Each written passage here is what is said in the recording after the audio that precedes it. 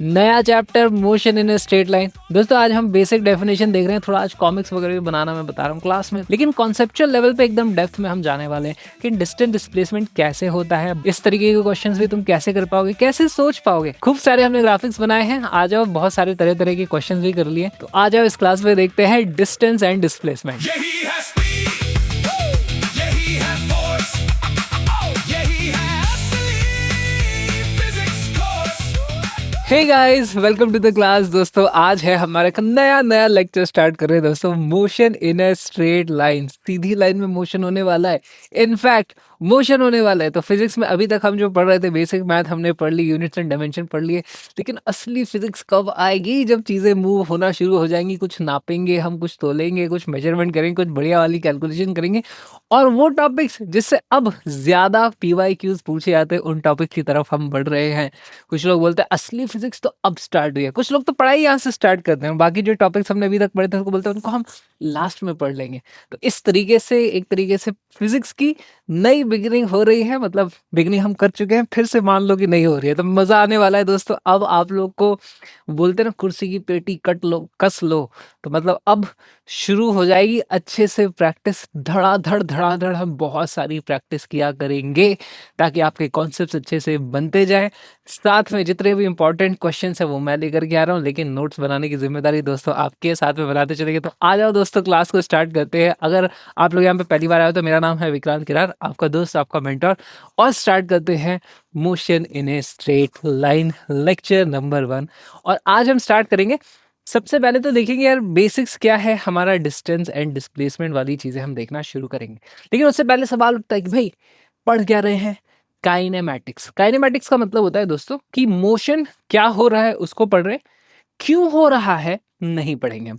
तो हमें सबसे पहले दो दो तीन छोटी छोटी सी डेफिनेशन है यार, लिख लो। ये काइनेमैटिक्स क्या होता है, रेक्टिलिनियर मोशन क्या होता है, फ्रेम ऑफ रेफरेंस क्या होता है, क्योंकि एनसीईआरटी में ये सारी चीजें लिखी हुई हैं। बाई चांस में आज तक तो ऐसा सवाल पूछा नहीं गया है, इसी पे बेस कोई सवाल आ गया तो कोई बात नहीं। और स्टार्टिंग लाइट होनी चाहिए दोस्तों, स्टार्टिंग लाइट होनी चाहिए। आज का जो हमारा लेक्चर है इसमें से एक भी विवाह क्यों नहीं है, पहले ही बता रहा हूँ क्यों नहीं है, लेकिन फिर भी इसमें बहुत सारी चीजें आती हैं, क्योंकि this is just the foundation. इसका यूज हर जगह होने वाला है, आज के बाद सभी जगह इसका यूज होने वाला है। इस टॉपिक से डायरेक्टली कोई पीवाई क्यों नहीं आया, लेकिन इसका यूज सब जगह है। तो फाउंडेशन अपनी स्ट्रांग करेंगे, अच्छे से करेंगे। आ जाओ, motion in straight line heading लिखो, तो हम लिखेंगे kinematics. Kinematics, what is kinematics? Kinematics होती है study of motion without studying it's cause. मतलब मोशन क्यों हो रहा है उसमें नहीं जाएंगे। अगर हम मोशन क्यों हो रहा है, क्योंकि कोई चीज मूव कर रही है, ब्रेक लगा दी उसने, कुछ फोर्स लगा होगा, तो ये सब चीजें अपन डायनेमिक्स में पढ़ते हैं, ठीक है। उसमें काइनेमैटिक्स में सिर्फ कितना दूर गया, कितनी देर में पहुंचा, वहां से पहुंच के क्या वापस आ गया, नापते हैं कितना आगे पीछे हुआ, बस, ठीक है। ये वाली चीजें होती है काइनेमेटिक्स में। फिर आता है अपने पास नेक्स्ट चीज, रेक्टिलिनियर मोशन। अच्छा जी, हमारा जो चैप्टर है मोशन है ना, स्ट्रेट लाइन है, तो रेक्टिलिनियर का मतलब लीनियर मोशन की बात हो रही है। वहां पे एक लाइन में जब भी मोशन होता है उसको बोलते हैं अपन rectilinear motion. Rectilinear motion, what is rectilinear motion? Motion, study of motion in a straight line, या motion in a straight line ही लिख दो यार इसको। Motion of a particle or an object in a straight straight line। This is it दोस्तों, इतना ही है। Motion हो रहा है, ठीक है, स्ट्रेट लाइन में हो रहा है, लिख लो यार पहले तो डेफिनेशन लिख लो, सिंपल सिंपल सी चीज़ है। ऐसा लग रहा है ना, फील आ रही है नया चैप्टर स्टार्ट हुआ है, नए नए नोट्स बनने शुरू हो गए हैं, जबकि हम पहले से बनाते हुए आ रहे हैं। लेकिन आज थोड़ा जब ऐसे प्यारी प्यारी डेफिनेशंस लिखते हैं, ओहो हो, तो मज़ा आता है। इसको हाईलाइट करने का भी मन करता है, आज थोड़ा सा हाईलाइट कर लें। Just for the fun of making notes guys. ऐसे कुछ हाईलाइट करने से कुछ होता नहीं है, पर मज़ा आता है, थोड़ा मज़ा आता है। चलो, तो अब देखो दोस्तों, एक बात बताओ, मोशन का मतलब क्या है कि मुद्दे की बात मैं जो बताना चाहता हूँ कि यार ये जो मोशन होता है ना, आप बोलते हो कि ये वाली चीज चल रही है, वो मोशन में है। एक्चुअली ये सब झूठ है, मतलब झूठ नहीं है, मोशन रिलेटिव होता है। फॉर एग्जाम्पल अगर मैं कार में बैठ करके कहीं जा रहा हूँ, तुम अपने घर पे बैठे हो, तो तुम क्या बोलोगे? विक्रांत कार में बैठ करके आ रहे हैं, विक्रांत इज इन मोशन। ठीक है, मैं जब कार में बैठ करके जा रहा होता हूँ तो मैं क्या कहता हूँ कि अच्छा अब देखो कोटा निकल गया, अब देखो दिल्ली निकल गया, है ना, अब देखो भुवनेश्वर आने वाला है। तो मैं तो कार तो वही है, भुवनेश्वर आने वाला है। भुवनेश्वर मतलब भुवनेश्वर प्रसाद नहीं, भुवनेश्वर द सिटी। तो मेरे हिसाब से शहर चल रहा है, शहर आ रहा है, ये निकल गया। ठीक है, तो कौन रेस्ट पे है कौन मोशन में है कोई नहीं बता सकता। ठीक है, तो हमारे पास मोशन और रेस्ट सब कुछ रेफरेंस फ्रेम का गेम होता है भाई, देखने वाले का नजरिया क्या है। तो इसको हम बोलते क्या है? Rest and motion are relative. ठीक है, इसको क्या बोलेंगे? किसी के हिसाब से देखना पड़ता है, तब पता चलता है कि मोशन में है कि नहीं है। तो rest and motion are relative terms. ठीक है, rest and motion are relative. Relative मतलब रिश्तेदार नहीं है। ठीक है, एक दूसरे के रेस्पेक्ट में बात किया था। अच्छा, इसके रेस्पेक्ट में वो चल रहा है, इसके रेस्पेक्ट में वो चीज रेस्ट में। ठीक है, रिलेटिव टर्म्स लिख लो यार, रिलेटिव टर्म्स। रिलेटिव से ऐसा लग रहा है चाचा का भतीजा है और ऐसे है। ठीक है, तो इसके कुछ एग्जांपल ले सकते हैं। चुंगा से यहाँ पे मैं डायग्राम बनाने की कोशिश करना चाहूंगा दोस्तों। ठीक है, तो हमारे पास एक इंसान है यहाँ पर खड़ा हुआ है इस तरीके। तुम भी बनाओ यार, फन ड्राइंग है। ठीक है, सीरियस ड्राइंग अपन हमेशा करते हैं, फन ड्राइंग भी करनी चाहिए कभी कभी। आ जाओ, आज थोड़ा क्लास लाइट रहने वाली है, ऐसे ही लाइट रहेगी, ब्राइट बहुत है। ठीक है, यहाँ पर हमारे पास एक कार है, पी पी। ठीक है, ये यहाँ पे इस तरीके से आ रही है। ओके, इसके अंदर भी एक कोई इंसान बैठा हुआ है। ठीक है, तो ये वाला इंसान क्या बोलेगा? You are moving. तो लिखिए पहले यू आर मूविंग। अच्छा, तुम्हें एक और बात बता दूं, जब इस तरीके से ड्रॉ करते हो कुछ लिखना होता है ना, पहले लिख लिया करो, फिर उसके बाद चारों तरफ जगह छोड़ते हुए ऐसे बना दिया करो। इसका मतलब इसने बोला है कि, तो ये बोल रहा है यू आर मूविंग, और ये क्या बोलेगा? No no no no no no no, you are moving. ठीक है, कॉमिक्स बना रहे हैं। फिजिक्स की क्लास में आए थे कि कॉमिक्स बनाने आए थे, पता नहीं यार, कभी कभी फन चलना चाहिए दोस्तों। तो it is a relative term. अब पता कैसे चलेगा ये मूव कर रहा है? यहाँ पर इस तरीके से पेड़ लगा दो, मतलब उसके पीछे ऐसे डैश डैश डैश कर दो, तो ऐसा लग रहा है हाँ ये वाली गाड़ी इस तरफ चल के आ रही है। और फिर क्या है, अब देखो ये तो है अर्थ पे, तो यहाँ पे कहीं पे एक एलियन होगा। ठीक है, इस तरीके से अपनी उड़न तस्तरी में आया हुआ है। ओ, एलियन कैसा होता है मेरे को नहीं पता। ठीक है, ये एलियन कह रहा है यू बोथ, है ना। अच्छा, इसको उधर बनाना पड़ेगा यार, पहले ये पढ़ेंगे फिर ये पढ़ेंगे, उसके बाद एलियन की बात पढ़नी होगी। तो यहाँ पे आएगा एलियन, टुडू टुडू टुडू टुडू टुडू टुडू, ये एलियन की उड़न तस्तरी है, इसमें एलियन बैठा हुआ है, ये हड्डी का ढांचा लग रहा है ये तो। लेकिन ये क्या बोलेगा? No you both are moving. ठीक है, क्योंकि यार देखो एलियन की जो उड़न तस्तरी है, अब अर्थ पे आप रुके हुए हो, चाहे अर्थ तो मूव कर रही है ना, अर्थ तो घूम रही है, सन के चक्कर लगा रही है, तुम चाहे जो कर लो, जैसे भी बैठना है बैठ जाओ, लेकिन अर्थ घूम रही है, अर्थ के ऊपर तुम हो तो तुम भी अर्थ के साथ घूम ही जाओगे। तो इस तरीके से इसकी नजर से देखो, you are moving with earth लिखेगा, है ना, you are both moving with earth, you are both, you both are moving with earth, the earth. क्या हो रहा है? कॉमिक्स बनाना सिखा रहे हो, हमें नीट की पढ़ाई करवा दो, वो भी करवाएंगे दोस्तों। कॉलेज में जाकर के क्या करोगे? दीवारों पे ग्राफिटी तो बनानी है तुमको, वहाँ पे बनाओगे कि नहीं बनाओगे? हैं, एम्स की दीवारें रंगोगे कि नहीं रंगोगे? चलो, तो यही होता है दोस्तों, मोशन इज रिलेटिव। ठीक है, तो देखने वाले का नजरिया है, किसी की नज़र से ये दोनों मूव कर रहे हैं, इसकी नज़र से ये मूव कर रहा है, इसने इसको तो देखा ही नहीं, उसको पता ही नहीं है वो रेस्ट पे की मोशन में, उसको कुछ भी नहीं पता। चलिए जी, लिख लीजिए, इसको लिख लीजिए, लिख लीजिए। और आ जाओ दोस्तों, अब अपने को देखना है रेफरेंस फ्रेम। तो अभी जैसे एलियन उड़ रहा था, उसके रेस्पेक्ट में हम देख रहे हैं, ऐसे काम नहीं चलता। अपने को नापना पड़ेगा मोशन कौन कितनी दूर गया है। नापने के लिए हमको स्केल रखना पड़ेगा, उसमें नंबर्स होने चाहिए, ठीक है। 1 2 3 4 5 हम बोल देंगे उसकी एक्स की वैल्यू 0 से लेकर के एक्स की वैल्यू 5 तक चला गया, तो हमने लेंथ को नाप लिया, ठीक है। कितनी देर में गया ये भी बताना पड़ेगा, तो जो स्केल लिया वो तो लिया ही लिया, एक घड़ी भी लेनी पड़ेगी, उसमें मैं टाइम देखूँ, अच्छा 3 सेकंड में चला गया। तो हमको दो चीज़ों की ज़रूरत है, एक नापने के लिए लेंथ होनी चाहिए या एक्सिस होना चाहिए, ठीक है। एक्सिस होता है तो हमेशा एक ओरिजिन भी होता है, किसी पॉइंट को तो आप 0 बोलोगे, वो ओरिजिन हो जाता है। और अपने को चाहिए एक घड़ी, और ये दोनों मिला लें, है ना, क्या अपने एक्सेस सिस्टम और घड़ी, तो इसको मिला करके अपन बोलते हैं फ्रेम ऑफ रेफरेंस। तो अपनी अब नेक्स्ट हेडिंग लिखेंगे भाई, frame of reference. What is frame of reference? Frame of reference is a coordinate system, coordinate system, जिसमें क्या होंगे, एक्सेस भी होगा, ए एक्स ई एस। जब एक से ज्यादा एक्सेस होता है तो ए एक्स ई एस प्लूरल वाला ऐसे होता है, एक्सिस एंड ओरिजिन, ठीक है, दोनों होना चाहिए, ठीक है। The A coordinate system along with a clock, along with a clock, है ना। हमें इन दोनों की जरूरत क्यों पड़ी?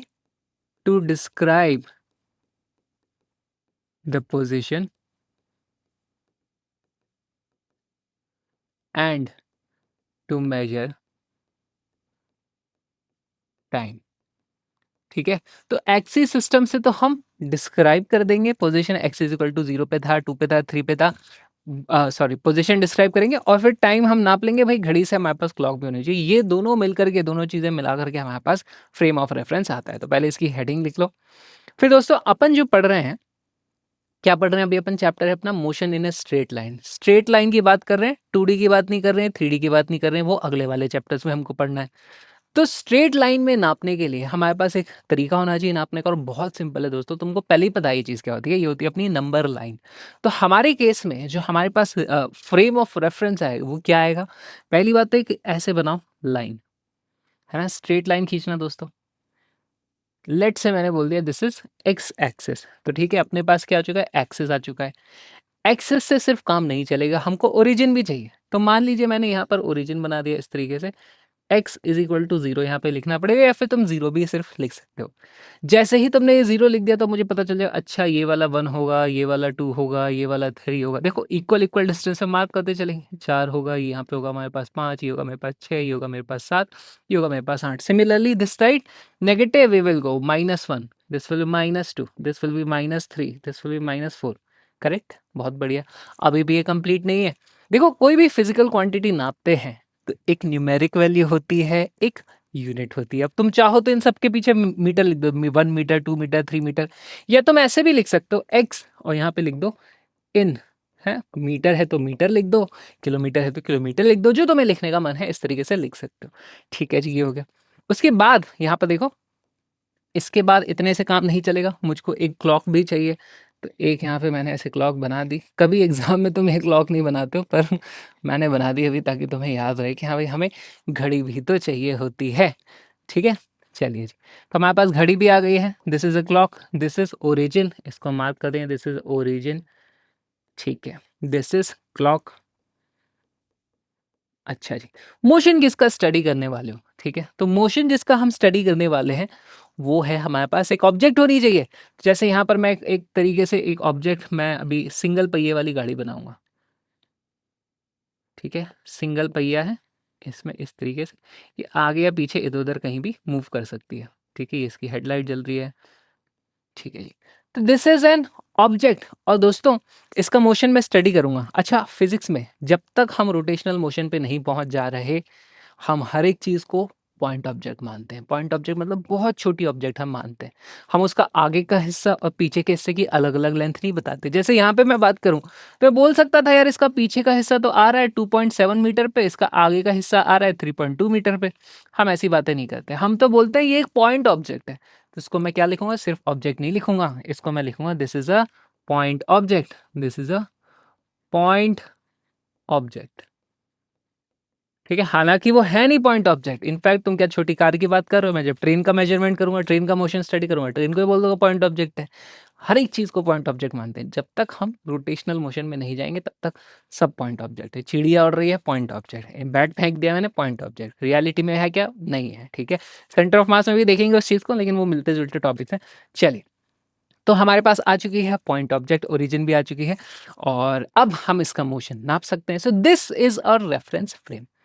अब दोस्तों, रेफरेंस फ्रेम 2 तरीके के होते हैं। इसकी डेफिनेशन बस लास्ट डेफिनेशन है, इसके बाद ज़्यादा लिखने का है नहीं। थ्योरी फिर अपनी यहाँ पे ख़त्म हो जाती है, फिर अपन क्वेश्चंस वगैरह करना शुरू कर देंगे। तो लास्ट एक चीज़ और लिख लो, लास्ट एक चीज़ और लिख लो, ठीक है? इसको ऊपर सरका पा रहा हूँ क्या मैं? घड़ी अलग से सरक जा रही है। तो दोस्तों, अपने पास जो रेफरेंस फ्रेम होते हैं, 2 तरीके के होते हैं। एक होता है इनर्शियल रेफरेंस फ्रेम, एक होता है नॉन इनर्शियल रेफरेंस फ्रेम। अब ये क्या होता है? जब हम सूडो फोर्स और ये सारी चीज़ें पढ़ने लगेंगे, उस टाइम इसकी डेफिनेशन में हम जाएँगे, जो कि लॉज ऑफ मोशन में आने वाला है। थोड़े चैप्टर्स बाद में वो चीज़ आएगी। Inertial reference frame, non inertial reference frame. Inertial reference frame में जो रेफरेंस फ्रेम होता है वो एक्सेलरेट नहीं होता है, बस सिंपल सी चीज़ है।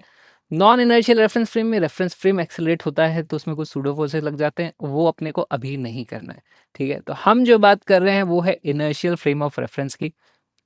इनर्शियल फ्रेम ऑफ रेफरेंस की, तो यहाँ पे हम बात करेंगे inertial frame of reference. Inertial frame of reference क्या हो गया भाई? ऐसा फ्रेम ऑफ रेफरेंस जिसका एक्सेलरेशन की वैल्यू 0 है। एक्सेलरेशन क्या होता है? सब चीज़ें अपन पढ़ेंगे भी, तो तुम्हें पता तो होगा ही हल्का बहुत, ठीक है, क्या होता है। तो इनर्शियल फ्रेम ऑफ रेफरेंस होता है दोस्तों हमारे पास जिसमें एक्सेलरेशन की वैल्यू होती है 0। इसका मतलब या तो इसकी वेलोसिटी जो होगी वो होती है कांस्टेंट, या फिर वो भी 0 हो सकती है, क्योंकि 0 भी तो एक कांस्टेंट है, वहाँ पे वो चीज़ें चेंज नहीं होती, ठीक। तो इनिशियल फ्रेम ऑफ रेफरेंस वो हो गया। हमें अभी ये पढ़ना है, अभी हमें ये पढ़ना है। नॉन इनर्शियल भी पढ़ेंगे, लेकिन अभी के लिए इनर्शियल पढ़ना है। चलो, दूसरा कौन सा होता है भाई? दूसरा होता है हमारे पास non inertial frame of reference, ठीक है। इसमें क्या होगा? देखो दोस्तों, एग्जैक्टली इसका उल्टा हो जाएगा। इसमें क्या होगा? Acceleration is not equal to 0, ठीक है। यहाँ पर acceleration is not equal to 0। Acceleration की वैल्यू 0 नहीं है, इसका मतलब एक चीज पक्की हो जाएगी, वेलोसिटी विल चेंज, ठीक है। अच्छा, ये वेलोसिटी किसकी बात हो रही है? ये कार की वेलोसिटी की बात नहीं हो रही। वेलोसिटी एंड एक्सेलरेशन ऑफ, है ना, ये v and a of frame of reference, है ना। फ्रेम ऑफ रेफरेंस की ही बात हो रही है यहाँ पे। ये जो एक्सिस है, एक्सिस खुद चलने लग जाए, है ना, मैं बोलूँ ये जिस स्केल पे बैठे स्केल खुद चलने लग जाए, उसकी हम बात कर रहे हैं। तो यहाँ पे velocity and acceleration of frame of reference की बात हो रही है, ठीक है, ऑफ फ्रेम ऑफ रेफरेंस, ठीक है। अभी के लिए हमें ये नहीं पढ़ना है, अभी के लिए हमें ये नहीं पढ़ना है, अभी हम इस पर फोकस करेंगे। And this is it guys, इतना सा लिख लो, थ्योरी पार्ट खत्म होता है, फिर अपन चलते हैं आगे।